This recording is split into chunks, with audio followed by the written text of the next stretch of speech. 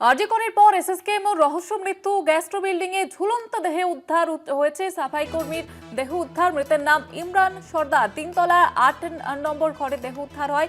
প্রাথমিক তদন্তে আত্মহত্যা বলে অনুমান করা হচ্ছে। একদিকে আরজিকরে লিফটে আটকে মৃত্যু হয়েছে এক ব্যক্তির, অন্যদিকে এসএসকেএম এ আত্মহত্যার ঘটনা। ঝুলন্ত দেহ উদ্ধার, তবে প্রাথমিকভাবে আত্মহত্যা বলে অনুমান করা হচ্ছে। আরজিকরের পর এসএসকেএম এও রহস্য মৃত্যু। গ্যাস্ট্রো বিল্ডিং এ ঝুলন্ত দেহ উদ্ধার সাফাই কর্মীর।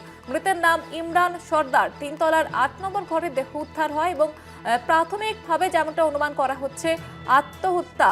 প্রাথমিক তদন্তে আত্মহত্যা বলে অনুমান করা হচ্ছে। আরজিকরের পর এবার এসএসকেএম, সেখানে ঝুলন্ত দেহ উদ্ধার হয়েছে সাফাই কর্মী, তবে প্রাথমিকভাবে আত্মহত্যা বলে অনুমান করা হচ্ছে। আমাদের সঙ্গে টেলিফোন লাইনে রয়েছেন আমাদের প্রতিনিধি রিয়া মাঝি। রিয়া, কি খবর পাচ্ছ? জানিয়ে রাখবো যে 23 বছরের এক যুবকের অস্বাভাবিক মৃত্যু এসএসকেএম এ অবস্থায় তাকে পাওয়া যায় এবং গ্যাস্ট্রো বিল্ডিং এর 3rd ফ্লোর রুম নাম্বার 8 সেখানে ভিতর থেকে তাকে হ্যাঙ্গিং অবস্থায় পাওয়া যায়। ইমরান সর্দার তার নাম বলে এমনটাই জানা যাচ্ছে এবং প্রাথমিক অনুমান পুলিশের যে সুইসাইড করেছে, যদিও পিএম এর পরে মৃত্যুর আসল কারণ স্পষ্ট হবে।